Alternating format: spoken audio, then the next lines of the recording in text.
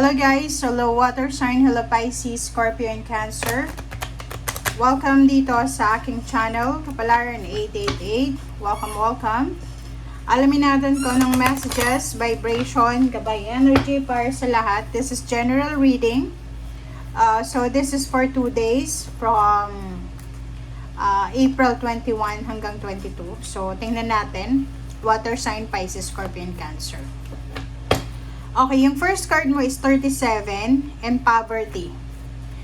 Second card mo is number 7, message. Dito sa barahang to, sinasabi ng baraha sa'yo dito, water sign, Pisces, Scorpio, and Cancer, na isang mensahe, isang posibleng good news, isang napakagandang balita ang posibleng matatanggap mo. And yung balitang ito ay nagtataglay ng magandang impormasyon, communication, and posibleng matagal mo na itong hinihintay. So, posibleng ikaw ay matagal nang nakakaranas ng problema sa pera, marami kang utang, or yung business mo hindi masyadong maganda yung takbo ng business, yung income, yung revenue. But yung 37 dito is equivalent to 10. So, sinasabi na kung ano man daw ang pinagdadaanan mo sa ngayon na financial problems, scarcity, ay posibleng matapos na to. So, yung balitang matatanggap mo sa 2 days na to is all about completion, achievements, finish line, endings, closure ng mga financial struggles mo sa buhay. So, ibig sabihin, ang balitang ito ay makakatulong sa'yo para mas lalo kang maging maginhawa and makaalis ka na sa problema pinansyal or ma-resolve mo na yung mga financial problems na to. So, matagal mo siyang in-expect, matagal mo siyang hinintay. So, maybe this is contract, or this is visa, or this is interview, exam, recognition, awards, rewards, or anything na successful and abundant para sa'yo. Okay, so water sign, Pisces, Scorpio, and Cancer. Tingnan natin yung third deck mo. Okay, this tarot ay posibleng makaresonate ka dito, or kung ano pa ba ang messages na para sa'yo. Okay. So this is general reading. Please comment down below if you're resonated or not resonated. Okay, water sign, Pisces, Scorpio, and Cancer.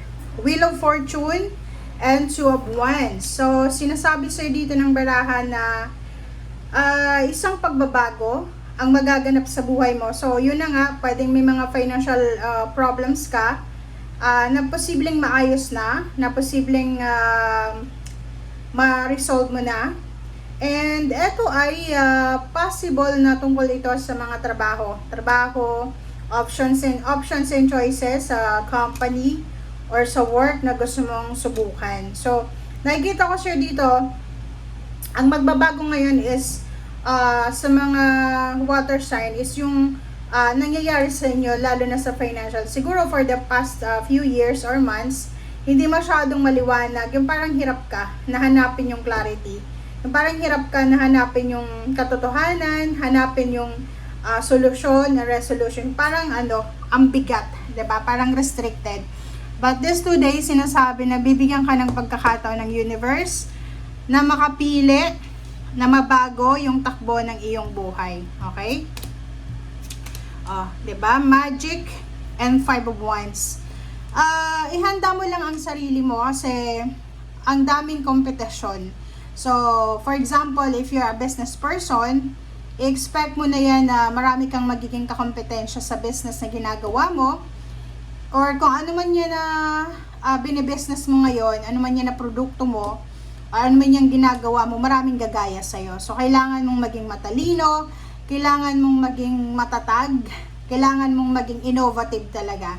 So, nakikita ko siya dito, makinig ka sa sinasabi ng iyong intuition, kasi intuition natin, siya lang yung makakatulong sa atin, lalo na sa mga oras na may mga pinagdadaanan tayo.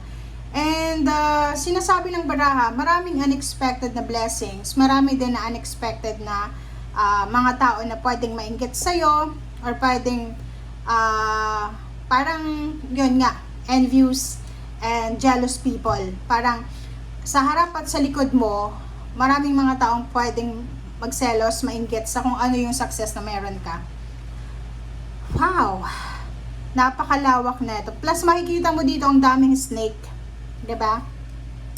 Sa Magician, sinasabi dito din may snake. Sinasabi sa inyo dyan na mag-iingat talaga kayo, Pisces, Scorpion, Cancer. Kasi kahit yung mga taong hindi nyo inaasahan na magiging kakompetensya, kaaway nyo, ay posibleng maging kaaway nyo dahil sa swerte, dahil sa swerteng tinatamasa mo or sa success. Siguro napakasipag mo, napakatipid mo rin, magaling kang maghawak ng pera, humawak ng pera. So kung kaya't nakikita nila kung gaano ka successful. Ang problema lang dito, kahit yung mga taong tinutulungan mo, naiinggit sila sa'yo. Lalo na yung mga taong hindi mo na tinutulungan, mas lalong naiinggit sila sa'yo. So, nakikita ko sa'yo dito, maging careful ka dyan sa mga ginagawa mo. Okay? Kung makikita mo dito, isang unexpected na incoming money. So, napakaraming pera to. 'Di ba? So, napakaraming pera ang posibleng darating sa'yo. So, kinakailangan mo talagang maging matalino sa pakikipag-usap, sa pakikipag kung ano man yan na ginagawa mo sa ngayon. Pasensya na kasi na ano yung lights natin. Okay, so dito sinasabi ng bara sa'yo, water sign, Pisces, Scorpion, Cancer. Ang daming pera. Puro pera to. Hindi ko alam kung saan to galing. Pwedeng manalo ka sa loto. Tumaas yung posisyon mo sa trabaho. Pwedeng may inheritance. Pwedeng may mga ipon kayo sa bank or anything. Ang daming pera na sinasabi.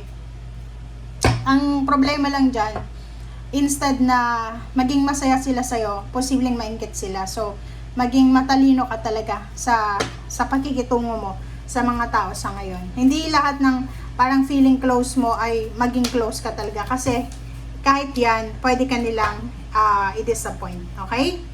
Okay, next card natin is Four of Cups. So, Four of Cups, nakikita ko sa'yo dito na emotionally, posibleng isang napakagandang balita ang matatanggap mo sa emotion. Like family, pwedeng celebration. It's a celebration of peace, harmony, blessings, success, abundant, and abundant success, parang ganun. Is a great news, good news about baby, about wedding, about anniversaries, any occasion na sobrang masaya. Okay, next card natin is Ten of Cups and then Queen of Cups. So nakikita ko sa'yo dito, hindi lang sa pera ka siswertehin, or hindi lang pera yung darating sa'yo. Maraming darating sa'yo dito, masayang pamilya, 'di ba? Masayang pamilya, kompletong pamilya, peaceful na pamilya, and nakikita ko sa'yo dito na manageable yung emotion and feelings mo. Parang sa ngayon, medyo namamanage mo na ng tama yung emotion mo or yung feelings mo. Hindi ka na tulad ng dati na mabilis kang mairita or parang mabilis kang mawala ng tiwala. Ngayon, nakikita ko sa'yo, ang daming paraan na nakikita mo in the, for example, na exhausted ka, di ba? Feeling tired ka na sa relationship mo. Nakikita ko sa'yo dito na maraming paraan, maraming ways para ayusin yung mga emotional problems mo. Okay? Ten of Cups, so ihanda mo ang sarili mo dito, Pisces, Scorpion, Cancer, kasi isang napakasayang family gatherings ang posibleng darating, ang mangyayari sa buhay mo. So, expect the unexpected. And last two cards natin is from Seven of Cups and Two of Pentacles. Ang galing, kasi sinasabi dito, pera na naman siya. Same with the Wheel of Fortune and Two of Wands. Sinasabi dito na bibigyan ka ng choices and options na ating universe para mapili mo kung ano ba talaga ang gusto mong mangyari sa buhay mo. Like for example, dati, walang choices and option kung ano yung trabaho na papasukin mo. Walang choice and options kung anong company ang pwedeng available sa'yo, di ba? Parang kung ano lang yung nakikita mo, kung like, di ba, pag nag-a-apply ka ng trabaho, kung ano lang yung available, yun lang yun. But now, sinasabi ng baraha, ihanda mo ang sarili mo kasi bibigyan ka ng pagkakataon ng universe na mapili mo talaga. You have the choice and options kung saan pang direksyon kailangan mong suungin etong financial success na to, parang ganon. And sa ilalim mo dito is Ten of Pentacles. So, Ten of Pentacles, it's all about financial success, inheritance, family tradition. Nakikita ko siya dito na, generational courses. So, pwedeng, kayong magkakapatid or pamangkin mo, apo, ay posibleng may-bless kayo ng generational blessing. So, nakikita ko sa inyo dito na hindi lang money, hindi lang pera, kundi emotion. It's 10-10, so it's a completion and achievements of money and emotion. So, isang emotional closure na pwedeng magdala ng happiness, abundance, and peace. Isa din na financial blessings ang darating para i-bless ka, para mahanap mo talaga yung kung ano yung life purpose mo dito sa mundo. Okay? Thank you guys for watching. Bye!